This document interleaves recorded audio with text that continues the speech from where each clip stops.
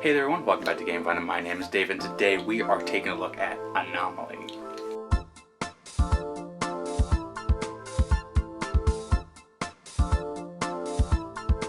Now, as a disclaimer, this is a review copy from Starling Games. Thank you so much. You're one of my favorite partners that we work with. Your high quality games always bring a smile to my face when I see them show up on my doorstep, and I appreciate your ongoing support.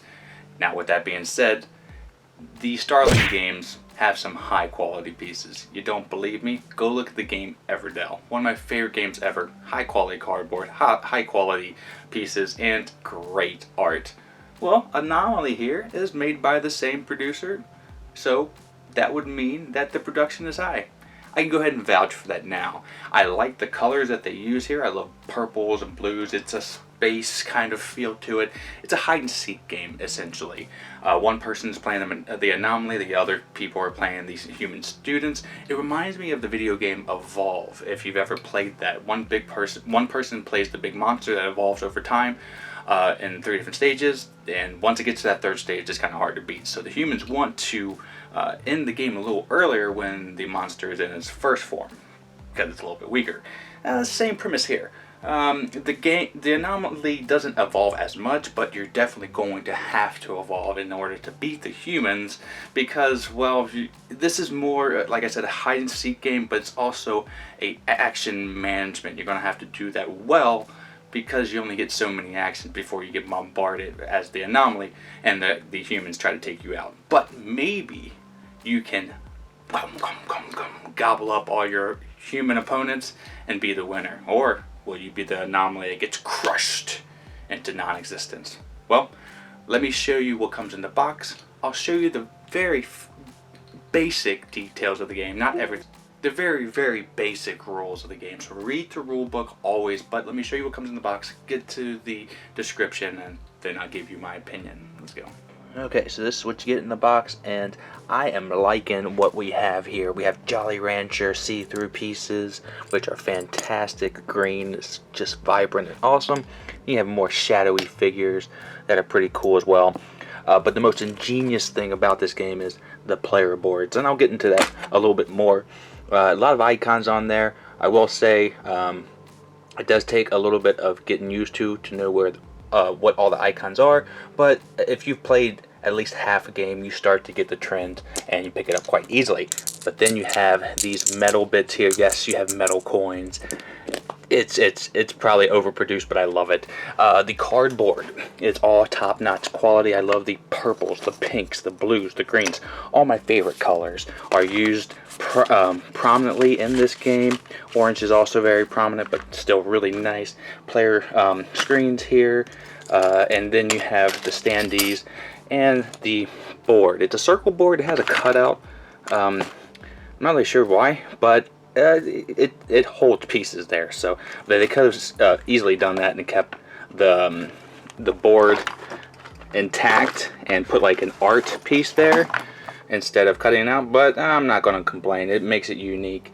So there are fun size cards, so I'm going to give them a pass, but the art on all the cards, very, very nice. I will say that I expect nothing less from Starling Games. So awesome production, very great use of all the best colors in the world, in my opinion. Now let me tell you how to basically play this game. So this is the game setup. I'm not going to go over every rule. Please refer to the rule book for every detail, but I'll give you a gist so you know what's going on.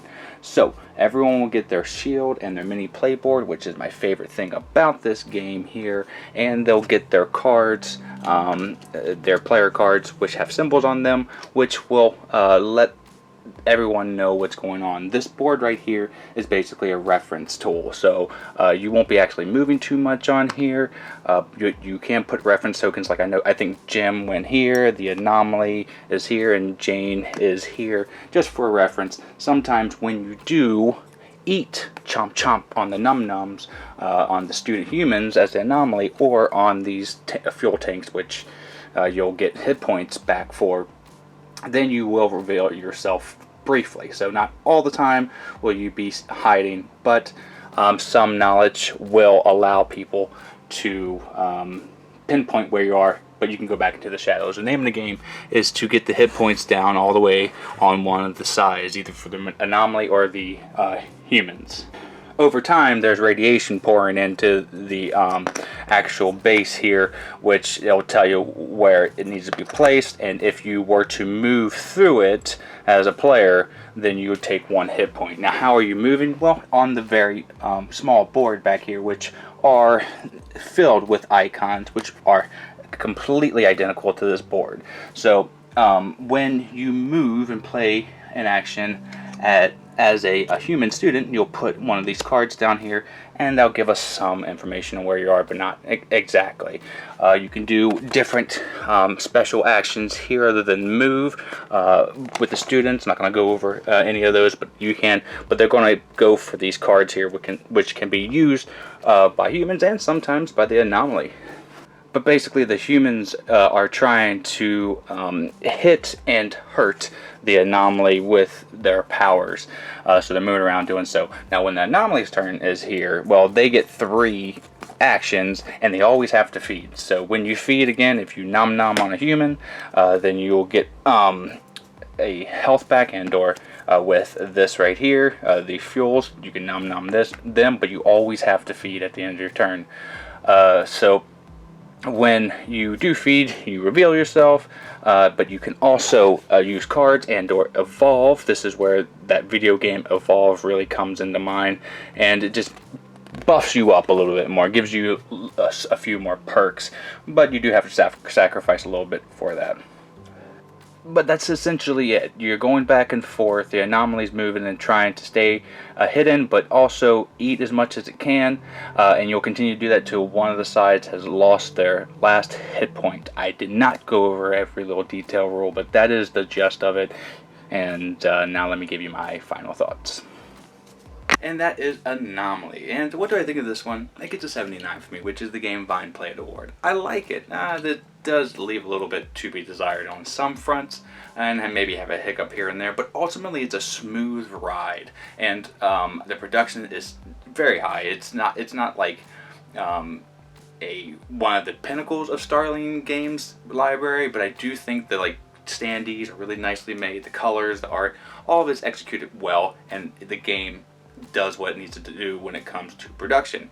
And the gameplay, like I said, it's pretty darn smooth. It does replicate the Evolve game, like I said, in a board game essence. The game may run on, I think, a little bit too long sometimes. I think that's one hiccup. But the fact that it got a 79 in this day and age where there's so many hidden identity and hidden kind of deduction kind of games is saying something, because I have so many to choose from. This one right here at least gets up to close to an 80, and I think that's a really good place for it to sit. It's not something that I want to go out and play every time, but if I want a new take on a deduction game, and I think this is not the most complicated game, and everything is on your shield, so you can kind of refer back to that. So I do think this could be a good maybe first starter game if people don't know deduction games too much. And you play, I would say, play One Night Werewolf, and this would be a next step up. It's just a little bit more complicated than One Night Werewolf. But if somebody likes that, this would be a good game for them, I think. And there's another game I can't remember what it's called. It's not XCOM, or it's another hidden identity game that is a heavier one. This one is sitting in the middle weight class, and I think it does a good job. Now, I think the Anomaly is more overpowered? Honestly, I think it's harder to play the Anomaly. I was playing the humans.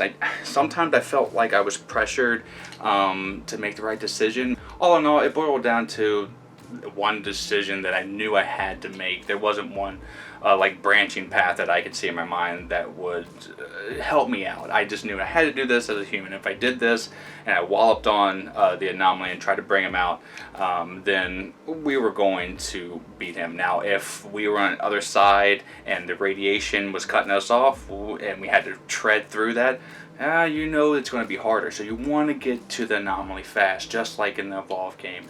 When things start to blossom up, more time means more devastation that the Anomaly can bring to the table. So you want to take them down fast. The anomaly, again, you're working against the clock. You want to stall and yum nom nom and eat these humans slowly in the beginning. Don't make yourself known. You got to be scarce in the beginning, but again, you have to feed a little bit every time, so they're going to know where you're at towards the end of your turn, but you're going to have to skedaddle after that. Buy yourself some time. Once you get mid-game, that's when you want to start to attack. So again, I do think the humans maybe a little bit more powerful, but I do like the asymmetric nature, and this isn't like a 1v all game where you're going to have to know a lot going into it as like the game master. The anomaly, I like the fact in this game that it's pretty simple, that anyone can pick this up and you don't have to go through a giant rule book to actually play against all of the players, because like being a DM can be confusing and take a lot of prep time. This one is a 1v1 game that can be busted out pretty quick, at least when it comes to comprehending. There's a bit of a learning curve. Everything's on the shield, but I do think by mid-game, that's where you start to really get a feel for it. So playing it multiple times is where I think you're going to have to get to understanding what all this stuff is and how to do different strategies. Is the replayability up there? I got my feel after 3 games. So a decent little game, got a 79. If there's something that you're into, please click on the link down in the description. It takes you over so you can buy it yourself. Thank you so much again, Starling Games. I really do appreciate your support. Until next time, I see you, everyone. Have a great rest of your day. A great time with all your play. My name is Dave, and you heard it here on the Game Mind. Bye.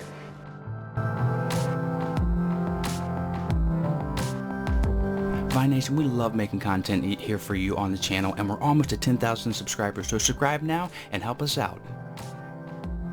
This video right here, I think you'll like. This video right here, YouTube thinks you'll like.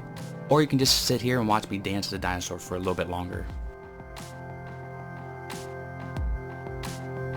You can visit us at our social media outlets, and we're going to be improving our Patreon here soon. That's all for today. Miko, it's time to go. Good girl, Miko.